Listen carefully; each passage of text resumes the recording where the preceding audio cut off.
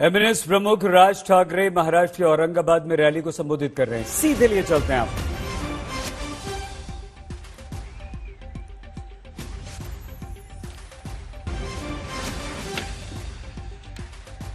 त्याच्यातले फक्त शेवटच्या 3 ओळी वाचून दाखवतो। लाऊडस्पीकरवरती येणार पण थोड्या वेळाने। एमएनएस चीफ राज ठाकरे कह रहे हैं कि लाउडस्पीकर के विषय पर वो बात करेंगे। फिलहाल बुक से 3 लाइन वो पढ़कर दिखाने वाले येत नाही फारशा, पण मी तुमच्यासमोर पूर्ण वाचून दाखवतो म्हणून मी त्यात फक्त शेवटच्या 3 ओळी वाचून दाखवतो। तुमचे देशी वास्तव्य केले परंतु वर्तमान नाही घेतले, ऋणानुबंध विस्मरण झाले काय नेणो, सर्वज्ञ मंडळी धर्ममूर्ती काय सांगणे तुम्हाप्रती, परी धर्म संस्थापनेची कीर्ती सांभाळली पाहिजे। उदंड राजकारण इससे कुछ दिन पहले राज ठाकरे जो है वो ये कह रहे थे कि जातिवाद की जो राजनीति है वो शरद पवार ने कहीं न कहीं महाराष्ट्र में की है। जेम्स लेन ने एक बुक लिखी थी छत्रपति शिवाजी के ऊपर, उसमें कुछ इंटरव्यू पब्लिश हुए थे जो बाद में कॉन्ट्रोवर्शियल हो गए थे। ये आरोप राज ठाकरे लगाते आ रहे हैं कि स्टूडेंट बाबा साहेब पुरंदरे का नाम बदनाम किया गया था एनसीपी और शरद पवार की तरफ से। इंडिया टुडे ने जेम्स लेन जो कि ऑथर है उस बुक के, उनका इंटरव्यू किया था। वो राज ठाकरे ने अपनी सभा में बताया कि इंडिया टुडे के इंटरव्यू में जेम्स लेन ने ये बताया है कि बाबा साहेब पुरंदरे से कभी नहीं मिले, ना ही उनसे किसी तरह की इन्फॉर्मेशन ली। तो एक तरह से राज ठाकरे जो है वो शरद पवार को कहीं न कहीं जातिवाद की पॉलिटिक्स पर फिर से एक बार टारगेट करते हुए औरंगाबाद की रही।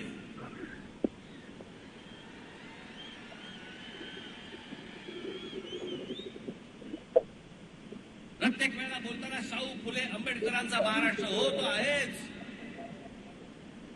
ये भी कह रहे हैं कि छत्रपति शिवाजी महाराज के गुरु कौन थे, इससे भी महाराष्ट्र की राजनीति में पॉलिटिक्स शुरू की गई और एक तरह से कास्ट डिवाइड जो है वो क्रिएट करने की कोशिश की गई। त्यांचा विचार घेऊन ते पुढे गेले, पण कधी पवार साहेबांच्या तोंडी शिवाजी महाराजांचं नाव कधी ऐकलं नाही। शरद पवार के मुंह से शिवाजी महाराज का नाम कभी नहीं आया, ऐसा आरोप राज ठाकरे ने लगाया। सगळ्या राष्ट्रवादीच्या सभा तुमच्या समोर आहेत, घरी जाऊन बघू शकता। फोटो पण नसतो, फोटो पण कधी नसायचा, आता सुरू केलं लावायला। या सगळ्या गोष्टींपासून हे मुद्दामून आपल्याला सांगतोय, कारण हे जे सत्ता जे चालू आहे ना त्यांचं, आणि पवार साहेब पहिली गोष्ट आपल्याला निश्चितपणे सांगतो, मी जात मानत नाही, मला जातीशी काही देणं घेणं नाही। इथे कोणा ब्राह्मणांची बाजू घेण्यासाठी म्हणून मी पण उभा नाहीये आणि कोणाचीच बाजू घेणार नाहीये। राज ठाकरे कह रहे हैं कि वो जात पात नहीं मानते हैं, ना ही वो जाति का राजकारण या कास्टिज्म के ऊपर लेकर राजनीति करते हैं। ये सीधा सीधा शरद पवार पर राज ठाकरे का हमला है। राज ठाकरे ने आरोप लगा कि शरद पवार एक तरह से जाति पाति का राजनीति जो है मार्ग खड़ा है। तुम्हाला सगळ्यांमध्ये मतं पाहिजेत म्हणून, आमदार निवडून द्यायला पाहिजेत म्हणून, अहो एवढ्याशा छोट्याशा गोष्टीसाठी म्हणून हे कालवलेलं विष कुठपर्यंत गेले बघा, शाळा कॉलेजपर्यंत गेलं। शाळेमध्ये मुलं एकमेकांकडे जी सहज जायची, सहज भेटायची, ती आता विचार करायला लागली हा कोणत्या जातीचा आणि तो कोणत्या जातीचा,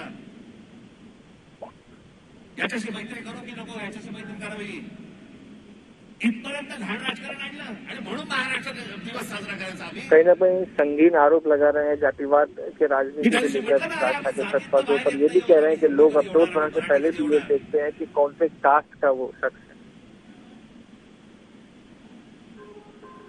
आमच्याकडे जातीने वेळखा घालून ठेवल्या सगळ्या गोष्टीला, त्याच्या उपर आम्ही बघायला तयार नाही आहोत। ज्या महाराष्ट्राने इतके उदात्त विचार या महाराष्ट्राने दिले, तो महाराष्ट्र जातीत सडतोय।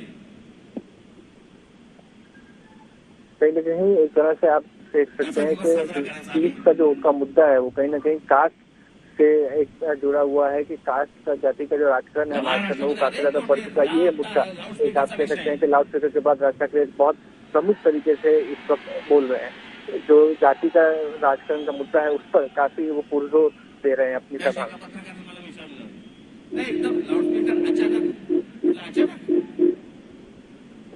कधी काढला की तुम्ही विचारलं अचानक नाही, कधी काढायचाच नाही का? मी त्याच्या अगोदरच्या माझ्या क्लिप दाखवल्या होत्या दिवशी।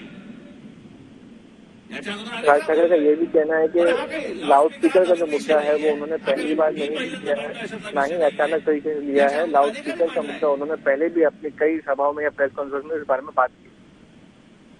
मी फक्त त्याला पर्याय दिला।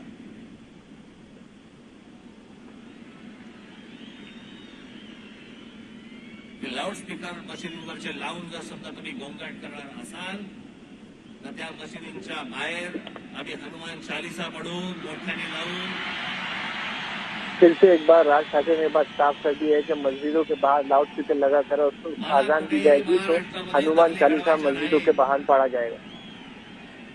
महाराष्ट्रामध्ये मला कुठेही दंगली घडवायची इच्छा देखील नाहीये।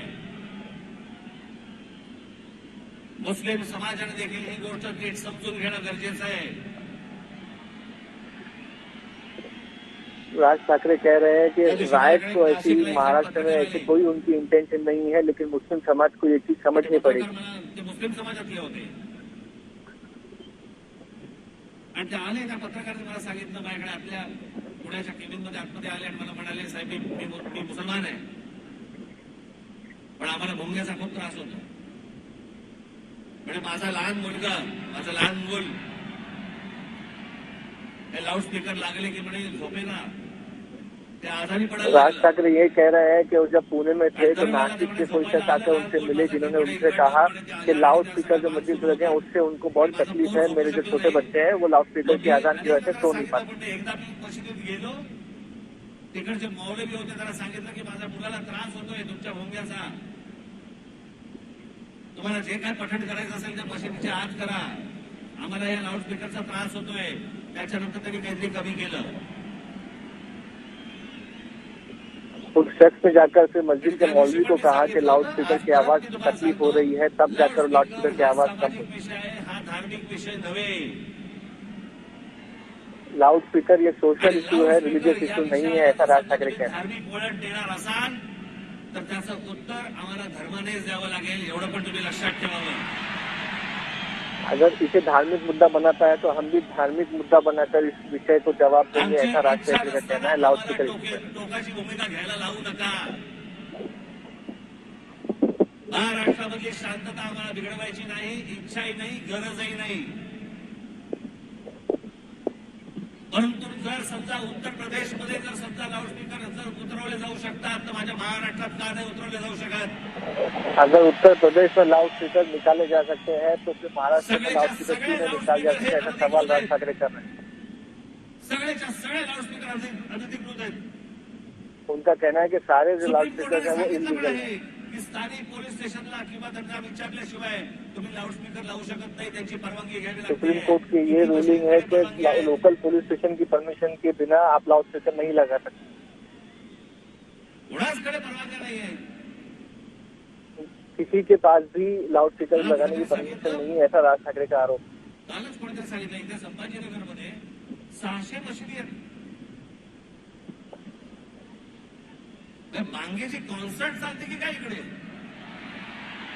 राज ठाकरे का कहना है कि एसो मस्जिद औरंगाबाद में संभाजी नगर में जहाँ पर वो भाषण कर रहे हैं वहाँ पर है, आजान की कॉन्फ्रेंस होती है कि यहाँ पे हर ऐसा उनका सवाल। लाऊडस्पीकर पहिले खाली आले पाहिजे, सगळ्यांना समान धर्म असला पाहिजे। प्रत्येक वेळेला आम्हीच का बघाय